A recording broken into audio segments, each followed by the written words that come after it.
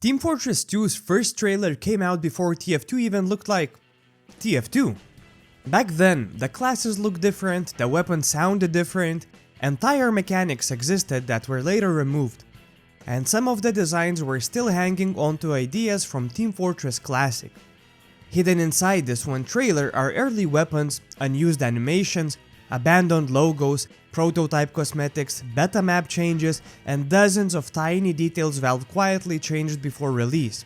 Some of these differences are obvious, others flash by for less than a second. And after spending way too long analyzing the entire Meet the Team video galore, it's now time to go back to 2006 and discover over 50 things hidden inside TF2's very first trailer. This video is sponsored and brought to you by TF2 Royal, where you can find various games with valuable prizes, lowest coin flip fees, and a rakeback system. By using the code RAIN you can get free coins as well. Remember to play responsibly and only with items you don't care to lose. The general design of all the classes is somewhat different. All classes had lower polygonal head models. Scout appears to have more upper body build than the current model does. He's shown wielding the submachine gun, which later was switched for the nail gun, as seen in trailer 2, but finally being replaced with the scattergun. The submachine gun was eventually given to the sniper as a stock secondary weapon. Scout has two team-colored stripes near the tops of his socks. His earpiece is team-colored instead of cream spirit. His belt is flesh-colored with a darker buckle. Scout had differently designed shoes which lacked the striped design and more resemble Nike shoes. Soldier's coat is a pale grayish team color with bright team color armbands around his class emblems, and the grenades are fully black and low poly. He has more pronounced facial hair. His rocket launcher is visually a front-loaded RPG, much like it is in Team Fortress Classic. The RPG was removed in the final version. Also, the RPG has different textures and the rocket is more greenish and larger. Soldier does not scream before beating his helmet with the shovel as he does during his finalized taunt. The taunt itself looks more simplistic. Pyro's gloves are fully black. Tank on its back is fully grey instead of being yellow on the top with a grey body. This is accompanied by a smaller yellow tank, which was changed to grey for retail release. The fire from the flamethrower has slightly different textures with a thicker body of flame. Pyro's suit is darker, with its class emblem being clearer and brighter. Its flamethrower has a more airy sound. Demoman is shown wielding and throwing the dynamite pack, or an early rendition of the Merv grenade, a would-be stayover from Team Fortress Classic that was later scrapped. The grenades on his vest are much lower poly.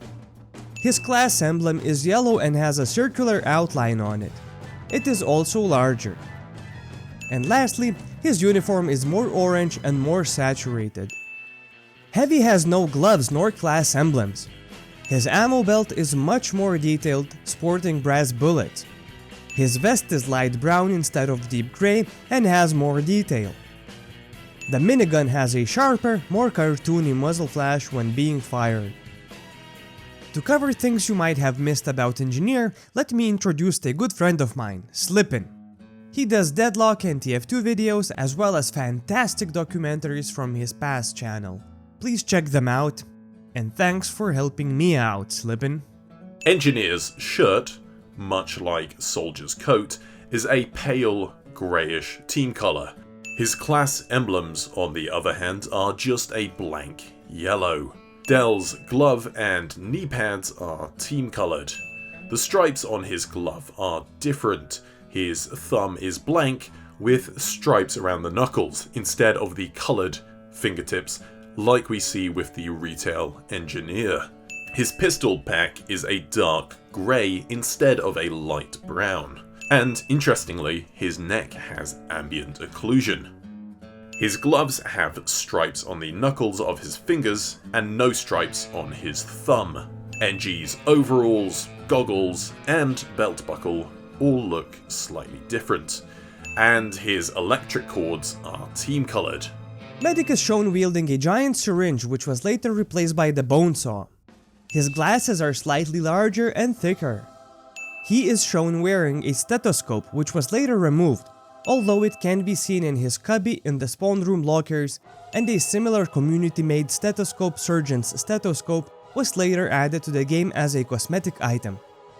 The class emblems are slightly different, with armbands. Medic's coat and gloves are slightly darker. He also has 4 buttons on his coat instead of 3. Sniper's vest is two-toned like Retail, but is more simplistic with a grayscale color scheme. His shirt and pants are darker. He doesn't wear an undershirt. His beard is different. Sniper's glasses have more orange tinted lenses. His watch is also different. Sniper lacks class emblems. The tips of the bullets in his pocket are light red instead of cream spirit. His eyebrows are shaped differently, and his head texture has ambient occlusion. Spy's suit is a grayish red color, with a team-colored pocket protector, and a team-colored stripped tie, as well as having class emblems with team-colored armbands. He is shown wielding the tranquilizer gun. His face is paler, and his balaclava is darker. Now, a few facts about 2 Fort itself.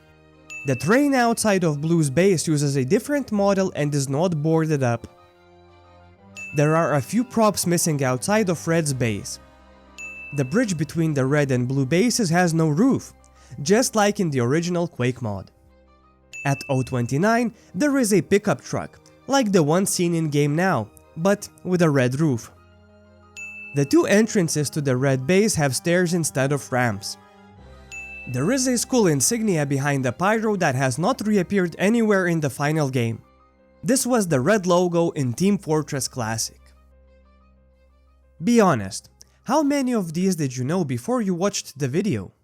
Because those were the things you missed in TF2's very first trailer. It's honestly crazy seeing how different the game used to look before Valve finalized the art style we know today. Entire weapons disappeared, class designs were completely reworked, and some leftovers from the Team Fortress Classic almost survived all the way into release. What's even crazier is how many of these tiny details only appeared for a few frames before vanishing forever. If you enjoyed this video, consider subscribing because I'd love to cover more unused TF2 content, beta differences, hidden details, and obscure Valve history in the future. And if I missed anything in the trailer, let me know in the comments. Thanks for watching, this has been Happyrain, and I'll see you around very soon. Bye!